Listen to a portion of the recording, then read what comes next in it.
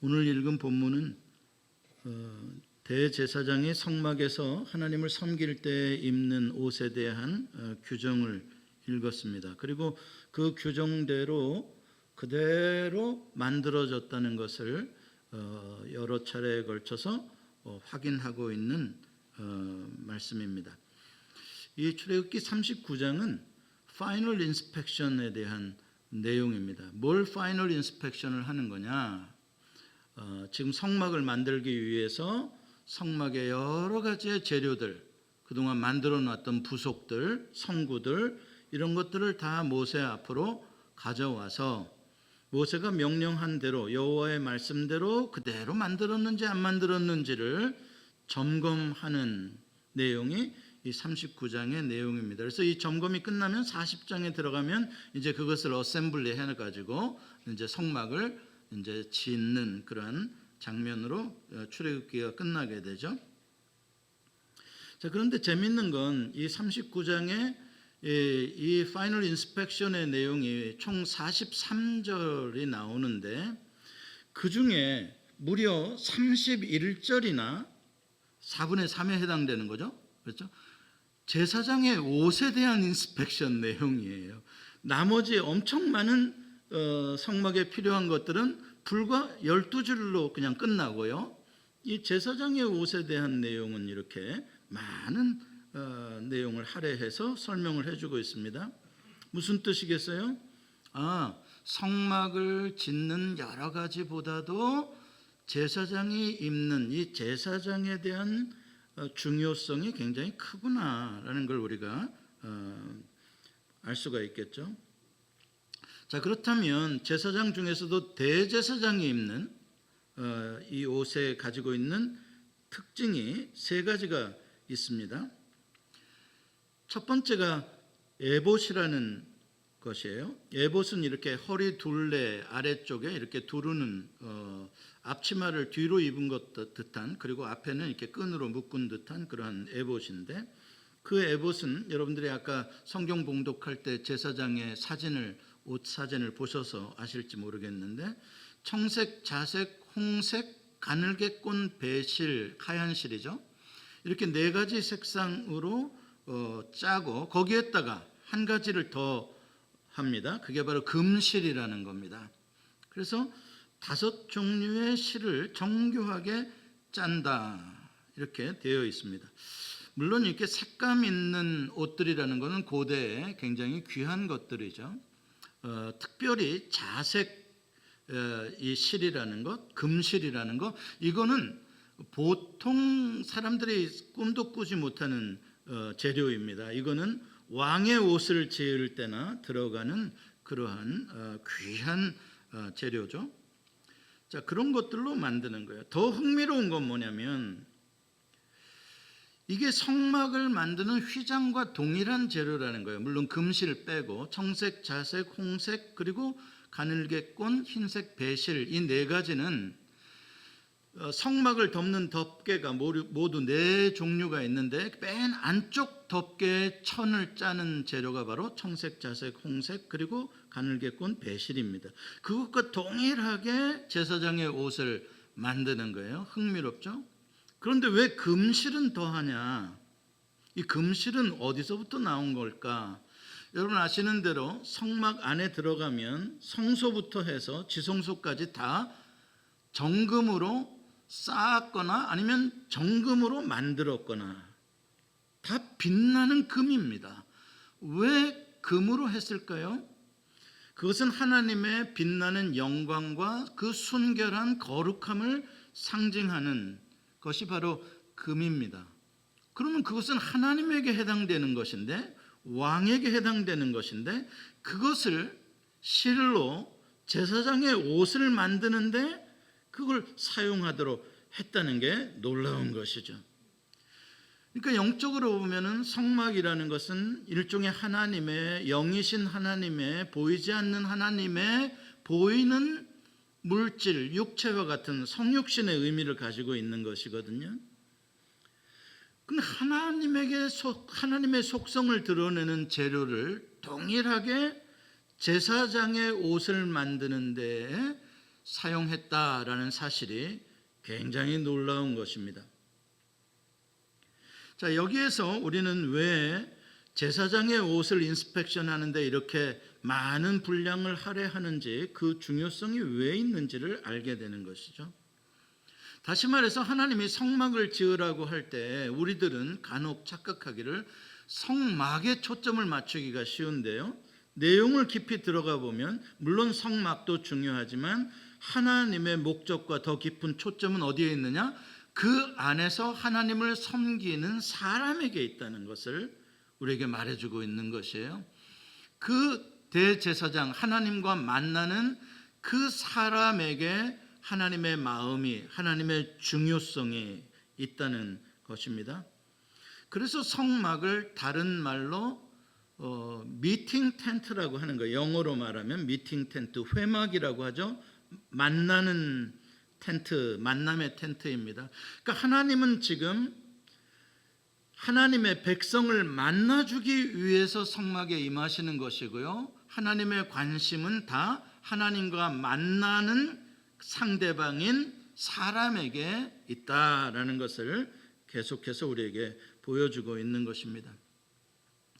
그러니까 지금 이스라엘 백성들의 스테이터스가, 정체성이 얼마나 놀랍게 변화되었는가를 보여주는 거예요. 이게 이 제사장의 옷을 통해서.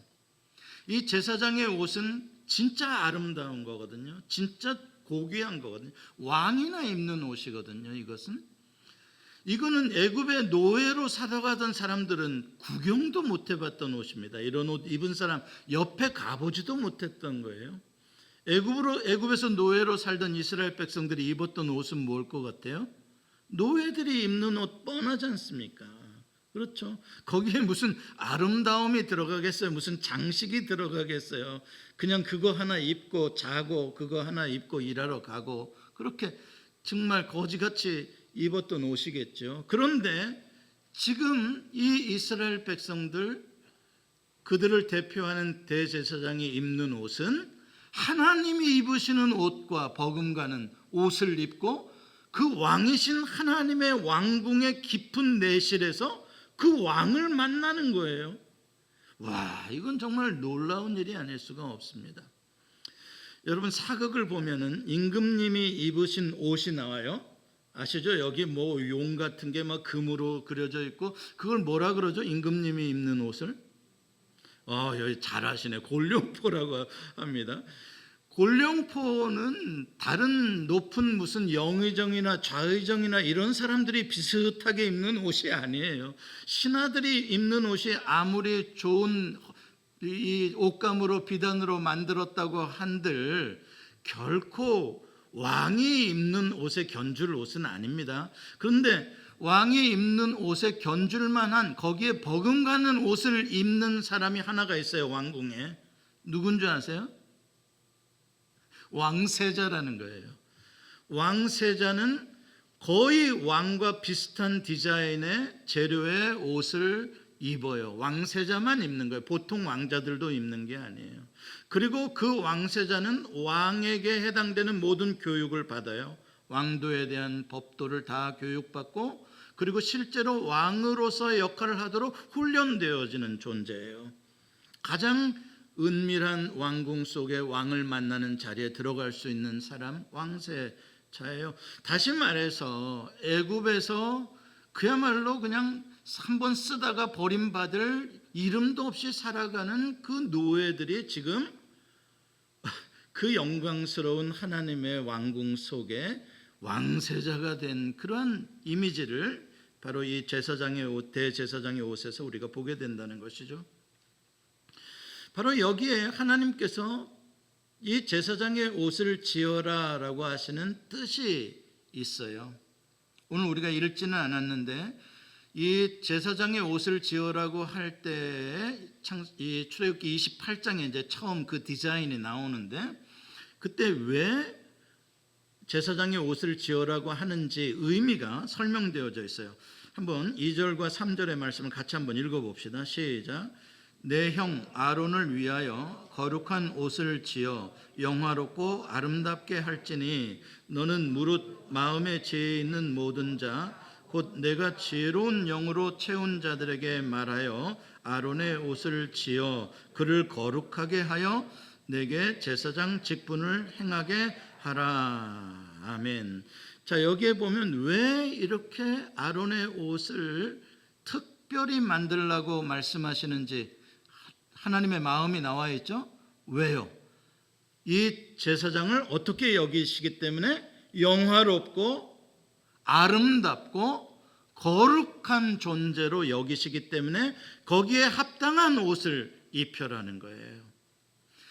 그러니까 우리가 이 옷이 참 멋있구만 그걸로 끝나는 게 아니라 그 옷을 입는 사람이 하나님 보시기에 존귀하게 여겨준다는 거예요. 아름답고 영화로운 사람이라는 거예요. 하나님이 우리를 그렇게 이스라엘 백성들을 생각해 주신다는 것입니다. 이 아름답다, 영화롭다, 거룩하다 이런 단어는 노예들에겐 전혀 해당되는 단어가 아니에요. 상놈들에게는 해당되는 단어가 아니에요. 그렇죠? 막사는 무슨 저 부죽간의 그러한 망나니들에게 무슨 아름답다, 영화롭다 이런 표현을 누가 합니까?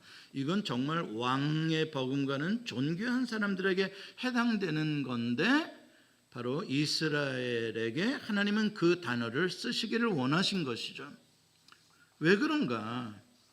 하나님께서 이스라엘을 애굽에서 구원한 목적을 출애굽기 19장 6절에 말씀하고 있어요. 이 백성을 왜 해방시키는가? 같이 한번 읽어봅시다. 출애굽기 19장 6절 시작.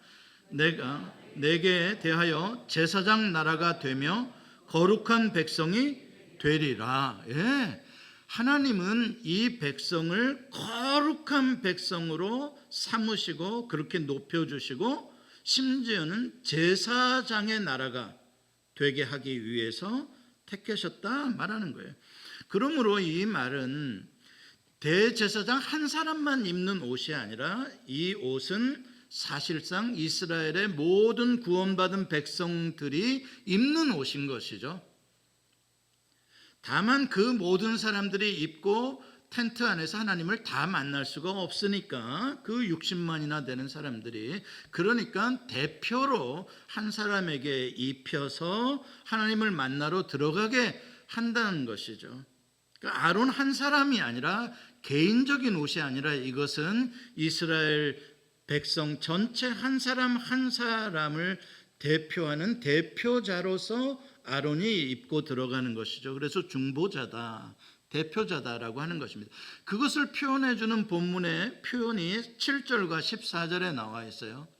7절과 14절에 보면은 7절에 대제사장이 입는 옷 가운데 견장 같은 어깨 바지가 있어요. 이렇게 어깨 위에 이 앞과 뒤를 연결해 주는 어깨 바지가 있는데 그 어깨 바지에 호마노로 만든 보석을 깎아서 양쪽에 올려라고 되어 있어요. 금태를 둘러가지고.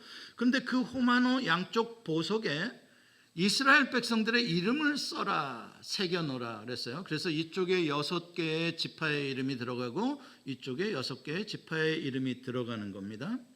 무슨 뜻이에요?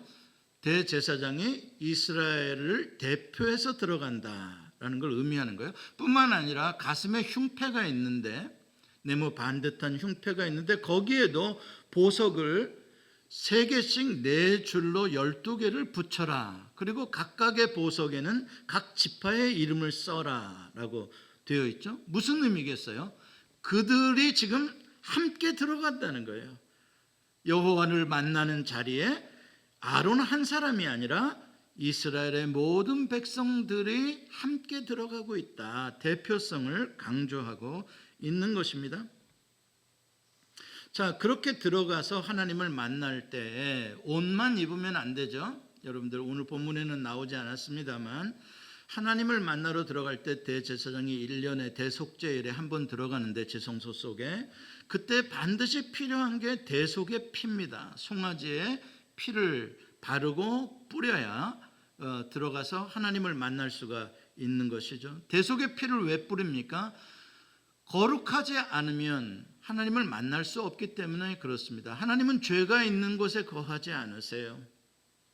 그렇기 때문에 우리의 인간이 죄를 가지고 있으면 하나님을 만날 수가 없어요. 그래서 대속의 송아지의 피를 뿌림으로 우리가 거룩하게 되어져서 거룩한 성소에서 거룩한 하나님을 만나게 되는 거죠. 자, 이 점에 대해서 이 모든 성막과 이 송아지의 피와 그리고 대제사장이 입는 이 옷이 무엇을 상징하는 거였나라는 것을 히브리서 9장에서, 여러분들 히브리서 전체도 말하지만 9장에서 특별히 이야기를 해주고 있어요. 이게 도대체 무엇을 상징하기 위한 것들이냐 봤더니 다 예수 그리스도를 상징하는 일이었다는 거예요. 그래서 히브리서의 기자는 대제사장이 누구냐? 예수 그리스도라는 분이에요. 그래서 우리의 모든 죄인들을 대신해서, 그렇죠?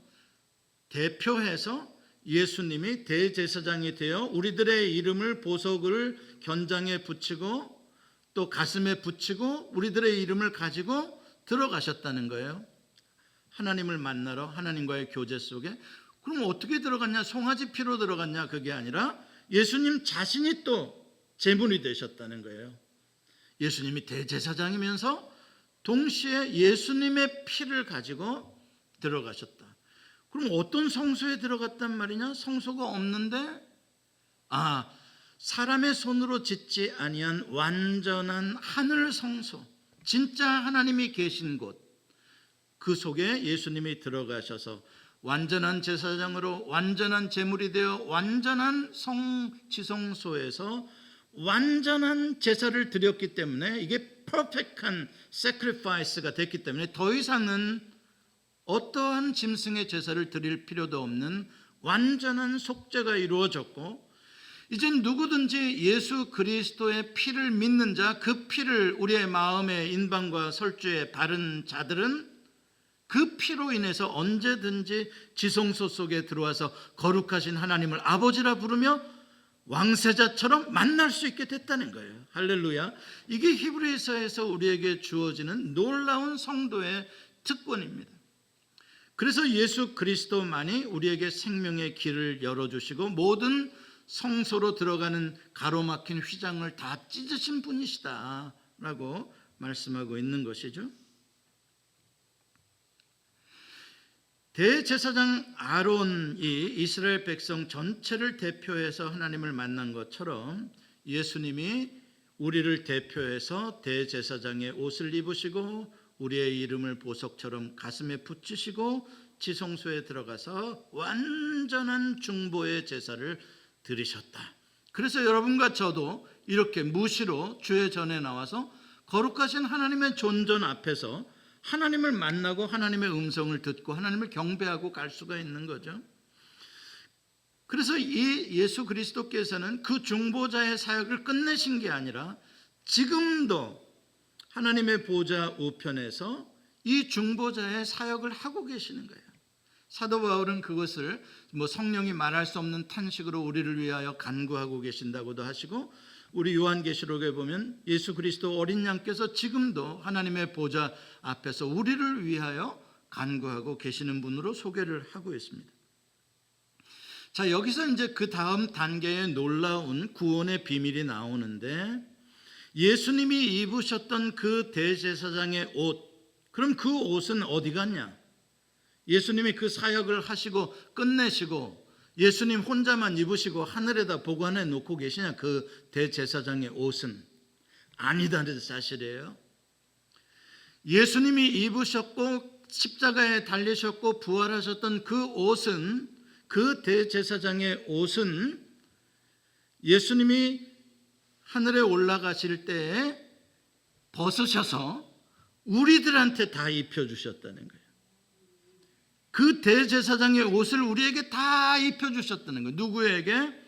예수님이 나의 대제사장이요, 나의 제물이시요, 예수님이 하나님을 만나는 영원한 완전한 성소이심을 믿는 자들에게 예수님이 그 옷을 벗어주시면서 네가 이제 대제사장이다, 이렇게 임명을 해주신 거예요. 우리를 목사만이 아니에요. 모든 성도들을, 예수 그리스도를 주라고 시인하는 모든 성도들에게 그 옷을 벗어서 입혀주셨어요. 이것을 사도 바울은 로마서에서 전가된 의다, 우리에게 그리스도로 옷 입혀주셨다, 의의 옷을 입혀주셨다. 복음이다. 그게 내가 의를 행함으로 옷을 만든 게 아니라 예수님이 완전한 의를 행하셔서 지으신 그 옷을 우리에게 딱 입혀주셨기 때문에 우리는 이제 그 옷을 입은 거룩한 하나님의 사람이 된 거예요. 그리고 세상이 우리와 완전히 달라지는 겁니다. 우리는 세상에서 그냥 노예처럼 음식이나 좀 벌어먹고 살라고 그냥 머리 맞대고 싸워놓고 살아가는 사람들이 아니에요.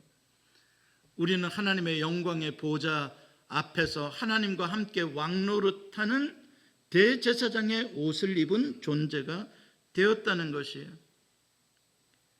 자, 이 예복이 바로 맨 마지막 예수님의 재림 때에 혼인잔치가, 천국의 혼인잔치가 열리게 되는데 그때에 입고 들어갈 예복인 거예요.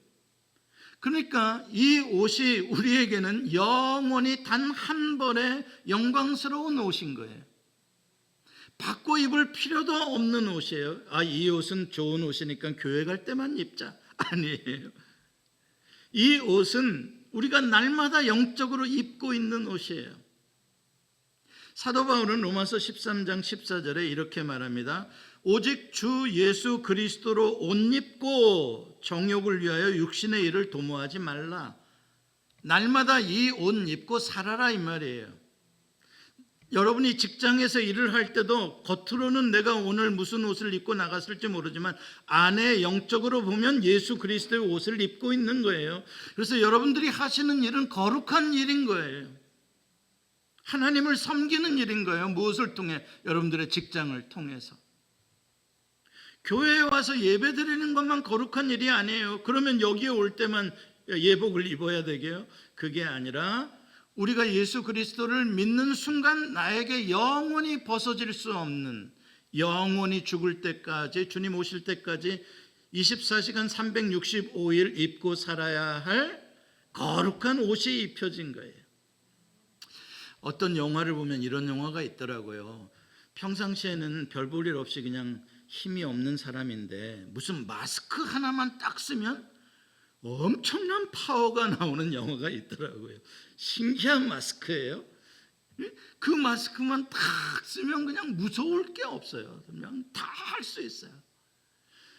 여러분, 제가 그렇게까지 신비주의로는 설명하지 않겠지만 적어도 주님께서 우리에게 영적으로 입혀주신 거룩한 옷이 가지고 있는 거룩의 능력이 왜 없겠습니까? 왜 없겠어요? 우리가 그냥 좋은 옷 하나만 그냥 입어도 그냥 괜히 이렇게 어깨가 펴지고 새 옷 하나만 입어도 기분이 이렇게 멋있어지는데, 그렇죠? 주님이 입혀주시는 그 거룩한 영적인 특별한 대제사장의 옷이 우리에게 주는 파워가 얼마나 크겠냐고요. 마귀는 알아볼 거 아닙니까? 적어도 빛나는 옷을 입었다. 그래서 사도 바울은 이 예수 그리스도의 옷을 빛의 갑옷이라고 말해요. 빛의 갑옷을 입고 어둠의 사람들을 대적하고 어둠의 세상과 싸워 이겨라라고 말해요. 다시 말해서 우리가 그리스도의 이 대제사장의 옷을 입은 사람이라는 정체성을 갖게 되면, 그리고 하나님과의 만남 속에서 여러분들이 가는 곳마다 성소가 되고 하나님을 섬기는 자리가 되어질 때 하나님이 공급하시는 거룩의 능력이, 하나님이 부어주시는 거룩의 파워가 세상의 더러움과 정욕을 이길 수 있게 해준다는 거예요. 그래서 그리스도인들이 어떻게 세상을 변화시키냐? 어떻게 빛과 소금이 되냐? 내가 입고 있는 이 옷이 빛의 옷이요, 이 옷이 세상을 바꿀 수 있는 소금의 능력의 옷이기 때문에 그런 거예요.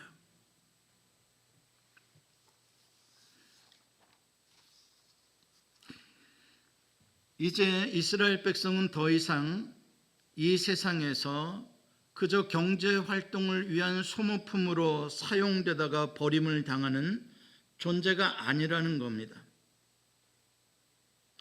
그들 모두는 이 세상에서 여호와의 사람으로 하나님을 위하여 거룩하게 구별된 사람들이라는 사실입니다. 성별이라고 말하죠. 이게 아주 sacred한 separation이에요. 아주 거룩한 구별됨입니다. 누구와? 세상 사람들, 막 사는 사람들, 정욕을 위해 사는 사람들, 그냥 자기 멋진 옷이나 자랑하고 사는 사람들하고는 우리는 구별됐다. 이 옷을 입음으로 우리는 하나님의 사람이 됐다. 거룩한 사람이 됐다.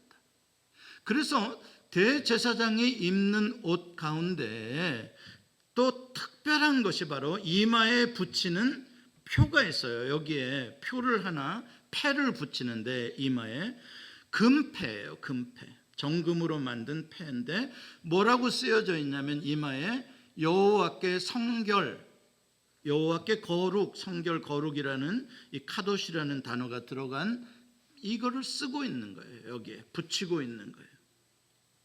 이 사람은 여호와를 위하여 구별된 사람이라는 것 뜻과 동시에 뭐예요? 그렇기 때문에 이 사람은 거룩하게 일상의 삶을 살아가는 사람이다라는 걸 표시한다는 거예요. 특별히 이 이름을, 여호와의 이름을 새겨진 표를 이마에 붙였다라는 건 오늘 우리가 요한계시록 14장 교독에서 읽은 대로 우리 모두에게 붙여져 있는 인침, 시일이 된 거, 하나님의 사람으로, 하나님의 소유로 우리에게 도장이 찍힌 거예요. 이 사람은 거룩한 여호와의 사람이다. 이 사람은 어린 양에 속한 사람이다라는 표시가 우리의 이마에 찍혀 있다는 거예요. 언제 찍히냐 그게? 우리가 예수 그리스도를 영접할 때. 이제 우리는 세상에 더 이상 속하지 아니하고 마귀에 속하지 아니하고 우리는 예수 그리스도 안에서 하나님께 속한 자라는 표시로 여기다 인침을 받는 거예요. 마지막 종말의 재앙들이 쏟아질 때 한 천사가 재앙을 가지고 오는 천사에게 잠깐 재앙을 조금 지체해달라, 조금 머물러 달라, 시간을 달라라고 하는 장면이 나와요. 왜 시간을 머물러라 그러냐? 하나님께서 이제 인쳐야 할 사람들이 있는데 하나님의 백성으로 아직 덜 됐단 말이에요. 그들에게 지금 인쳐야 될 사람들이 아직 인을 받지 못한 사람들이 좀 남아 있으니까 그 사람들의 이마에 다 인이 쳐질 때까지 재앙 잠깐 멈춰라 라고 말하는 거예요. 무슨 뜻입니까? 모든 종말의 역사와 인류의 역사의 중심 속에 하나님의 그 모든 스케줄 속에 하나님께서 누구를 보시고 계획을 세우시냐? 하나님께 속한 자들을 생각하시고 그들을 우선하셔서 하나님의 계획표가 진행된다는 사실이에요. 그러므로 우리가 하나님 앞에서 주여 우리를 긍휼히 여기시고 주의 재앙을 조금만 물려 주시옵소서라고 할 때 그 기도가 능력이 있는 거예요. 하나님은 우리와 그런 상의를 하며 우리를 그러한 존귀한 하나님의 카운셀 안의 멤버로 우리를 맞아주신 거다 이 말이죠. 이게 바로 우리에게 놀라운 신분인 거예요. 이러한 우리들의 놀라운 신분에 대해서 사도 베드로는 베드로전서 2장 9절에 이렇게 우리의 정체성을 설명해 줍니다. 같이 한번 읽어봅시다. 시작. 그러나 너희는 택하신 족속이요 왕같은 제사장들이요 거룩한 나라요 그의 소유가 된 백성이니 이는 너희를 어두운 데서 불러내어 그의 기이한 빛에 들어가게 하신 이의 아름다운 덕을 선포하게 하려 하심이라. 아멘. 자, 이 구절을 보면 구원받은 그리스도인들이 어떤 스테이터스, 정체성을 가지고 있는가? 아까 읽은 출애굽기 28장의 말씀과 굉장히 상통하는 거예요. 출애굽기 28장에 대제사장의 옷을 만들려고 할 때 어떻게 하기 위해서 만들려고요? 영화롭게 하고 아름답게 하고 거룩하게 보이도록 그런 존재로서 옷을 입혀라. 마찬가지죠. 이 베드로 전서에서 우리 그리스도인들에게 하는 말이 그 말이에요. 너희는 택하신 족속이요 왕 같은 제사장들이요 거룩한 나라요 그의 소유가 된 백성이니 하나님의 아름다운 덕을 너희들의 아름다운 삶을 통해서 너희들의 아름다운 정체성을 통해서 세상에 선포하게 하려 함이라. 그러니까 여러분들은 아름다운 사람이요, 영화로운 사람이요, 거룩한 사람인가? 성형 수술 안 해도 돼. 여러분들은 아름다운 사람인 거예요. 하나님이 우리를 아름답게 여겨주시는 거예요. 하나님이 우리를 영화롭게 여겨주시는 거예요. 세상에서는 우리 같은 사람 안 알아줄지 모르죠. 이 사람 뭐 꾀저죄하고 뭐 일반 서민이구만. 서민인 거 다 괜찮아요. 그러나 하나님의 왕궁에서는 나는 왕세자요, 나는 아름답고 존귀한 사람인 거예요. 그러니까 앞으로 말을 할 때도 어떻게 해야 돼요? 아름답게, 품위 있게 해야죠. 시장통에서 그냥 오늘 너 죽자 나 죽자 멀끄댕이 붙잡고 이런 수준에서 하면 안 되는, 말이 예절이 있고 품위가 있고 사람들이 딱 보기에도 저 사람 참 존귀하다, 저 사람은 참 영화스럽다, 할렐루야. 아니 장돌배기처럼 살지 말자 이 말이에요. 우리가 영적으로 그러한 품위가 보여야 된다. 이게 세상을 이기는 빛과 소금인 거예요. 우리 안에 있는 거룩의 빛인 거예요. 저는 벌써 밖에 나가면 사람들이 목사님이십니까? 거룩이 나가니까 빨리 설교 끝내야 되겠습니다. 삼천포로 빠졌다가 또 혼난. 여러분 말씀을 맺으려고 합니다. 대제사장의 옷은 뽐내라고 뭐 나 이런 옷 입었다 이렇게 하라고 준 옷이 아니에요. 대제사장의 옷은 뭐 하라고요? 직분을 감당하라고 입혀준 작업복이에요. 뭐라고요? 따라서 해보세요. 작업복이다. 예수님께서 대제사장의 옷을 입고 에헴하고 대접받으셨어요. 예수님은 대제사장의 옷을 입고 심지어는 가장 낮은 그러한 종의 자리에 내려가서 제자들의 발을 씻어주는 섬김의 삶을 대제사장의 옷을 입고 하셨던 거예요. 우리에게 그거 하라는 거예요. 대제사장의 옷을 입고. 물론 우아하고 품이 있고 아름다운 건 맞아요. 그러니까 나는 저런 일 허드렛 일 안 할래, 그게 아니라 영적으로는 그러한 존재지만 우리가 실제적인 삶에 있어서는 다른 사람들을 섬겨주는 굳은 일, 허드렛 일, 그 모든 일들을 감당해주는, 그게 중보자의 일인 거예요. 일을 해야 되는 거예요. 그러니까 나는 교회만 왔다 갔다 하고 난 그냥 그리스도인이야, 나 구원받았어, 그게 아닌 거예요. 구원의 옷, 의의 옷을 입었으면 그 옷을 입고 거기에 합당한 직분의 워크를 해야 된다는 말이에요. 그래야 그 옷을 입은 의미가 있다는 것이죠. 그리고 대제사장은 자기를 위해서만 사는 게 아니라 뭐예요? 중보자라 그랬잖아요. 다른 사람들의 이름을 붙이고 하나님 안으로 들어가잖아요. 그러니까 우리도 마찬가지예요. 아직 주님을 모르는 수많은 사람들, 여러분들 주변에 있는 전도 대상자들, 그들의 이름을 가슴에 품고 어깨에 올리고 무거운 짐으로 생각하고 하나님 앞에 나아가서 그들을 위하여 기도해야 되는 거예요. 하나님, 저들의 이마에도 인을 쳐주시옵소서. 저들을 구원하고 저들을 불쌍히 여겨 주시옵소서. 그게 우리가 해야 할 몫이에요. 코비드가 되어서 예배당에 와서 예배를 못하게 돼서 안타까움이 있어요. 한국에서는 더 그거를 못하게 한다 그래서 많은 사람들이 힘들어한다 그래요. 이해해요. 그게 무슨 뜻인지는 알아요. 그렇다고 우리가 대제사장의 예배자로서의 직분이 사라진 건 아니에요. 왜? 우리가 대제사장의 직분에 옷을 입고 살아내야 할 시간과 공간은 이 예배당보다 어디에 더 많아요? 우리의 가정에, 삶의 현장에 더 많은 거예요. 그러니까 거기서 세상을 짊어지고 코비드 때문에 고통받는 사람들을 짊어지고 내가 주님 앞에 무릎을 꿇고 내가 가정에서 예배하고 하는 그 예배, 이 시대, 이때를 위한, 주님을 위한 예배일 수 있는 거예요. 그 사명이 어찌 작은 사명이겠습니까? 우리가 그렇게 긍정적으로 생각하고 더 주님 앞에 대제사장으로서 아름답게 사시기를 축복합니다. 기도하십시다.